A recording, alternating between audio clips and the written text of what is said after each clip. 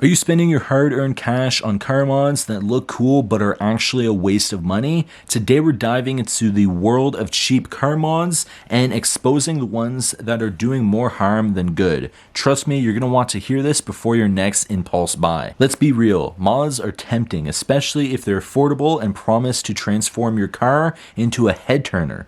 But not all mods are created equal. Some of them, so-called mods, upgrades, nothing are more than gimmicks designed to empty your wallets, or worse, ruin your car's performance or look. First up, fake vents or scoops. They're cheap, sure, but they are also useless. Instead of making your car look sporty, they just scream, I want the look, but not the effort. Plus, they often peel off over time and are a total waste. Next, universal spoilers. These might look aggressive, but without proper aerodynamics or installation, they don't add downforce. They're just a cringe.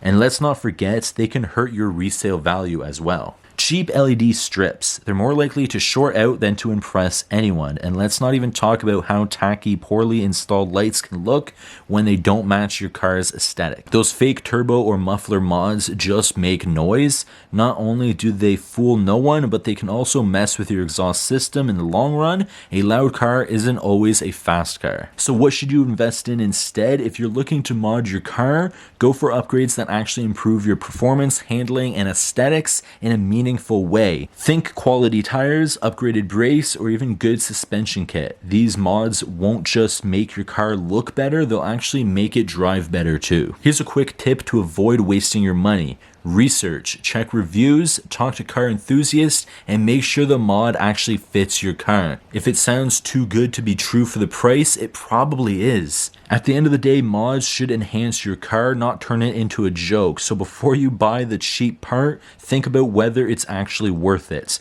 Thanks for watching, and if you found this video helpful, we'll see you guys in the next video. Please take care. Peace.